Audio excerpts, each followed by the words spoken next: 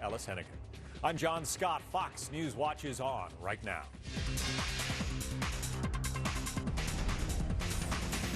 It used to be a president could call a press conference and the three major networks would come and he'd talk to them, and you pretty much reached everybody in America. He seemed to be saying, Ellis, that politicians can say whatever they want, and if they're not challenged, nobody, is going to be the wiser.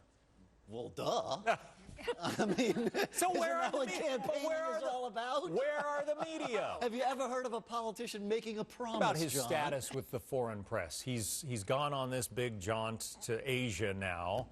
Seems to be enjoying rock star status over there. Does he work the press better than he does in this country? Well, no, the foreign press is very, very liberal, almost always has been, and of course encouraged by Obama's analysis that everybody in the world hates us. That only certifies their animosity towards the U.S. And of course, I mean, read some of these foreign newspapers, even the Brits. It's a very far left liberal point of view. Ellis? Well, it's also what we call the planet Earth. That's how most people are today. I mean, we're the outliers in that equation. Plus, remember that this president follows one whose reaction to most of the world was to thumb his nose at it. And so, sure, people are going to like this guy better. For a minute, Nancy Pelosi, some people say that she essentially was doing what the president wanted in the 111th Congress, and her party, her membership took a shellacking because of it. And now a lot of people, even in her own party, are urging her to step aside. So you have a little shrine to Nancy Pelosi in your apartment? I'm not a real shrine guy. I mean, listen, Judy is right. It is hugely important, and it's getting a lot of coverage. I would put my money on her, however, because the electorate here has gotten much closer to Nancy than the one that elected her last time. The caucus is more liberal than before. Some of those blue dogs have been chased away, and I think she's probably going to win. All right. Did you ever ask yourself the question, what more could I have done to prevent this from happening?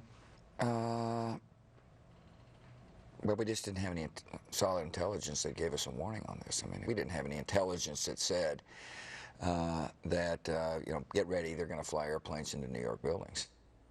The 43rd president there with Matt Lauer of NBC talking about the 9/11 attacks and his new book, Decision Points, released earlier this week. You don't think the real Bush came out in this book in certain ways? Well, I guess I got better things to do than study the real Bush. It came out, honestly, I think it came out as much in these interviews. I mean, thank goodness for the brilliant art of excerpting, right? I mean, someone else can read the book. We can read some of the key paragraphs and watch some of these interviews and get kind of a feel and, remember why it is that some of us really liked him and some of us thought he didn't quite measure up. The president was always brutalized every time he misspoke, and then earlier in the week when Sean Hannity flubbed his lines while interviewing the president, we got a good laugh out of that. Take a look.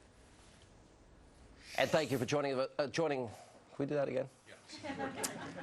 Thank God they never let me do it,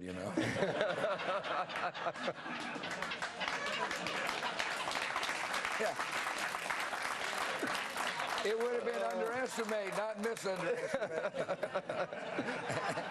This is all included. Yeah. We're adding this. Strategy, not strategery. I mean, come on. It was probably the only real moment of laughter amidst all the fakery of Oprah and all the forced laughter and bon ami, etc. That was probably the only real moment. And that's what's likable about the guy. I mean, you disagree with everything. He's you still want to have a beer with him. He's good. He was always funny. Those guys, if there's a pool spray, all of them go in. All of my guys go in. Okay? That's the new agreement.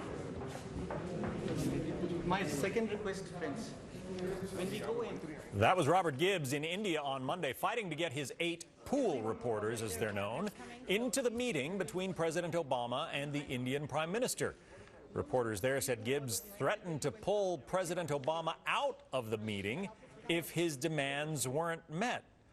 It wasn't a press conference. I mean, does the press secretary have the right to be throwing around the president? Did he overstep his bounds? No, he deserves a free speech medal. Finally, we have a press secretary who's for action. Right. These guys spend most of their careers trying to keep us out of stuff. You go, Gibbs, you go. Sarah Palin's Alaska set to premiere this Sunday night on TLC. Take a look at a clip. kids will always call Alaska home. I'd rather be out here being free. This is what life is all about. And on a really clear day, you can see Russia from here. Almost. She has gotten a lot of heat for that new show. Some lefty groups, Ellis, are pushing Discovery Communications to pull the plug. How about that for freedom of speech? A strategic misstep on the part of the lefty groups you mentioned. Let the woman talk. Believe me, the more she talks, the better off they are.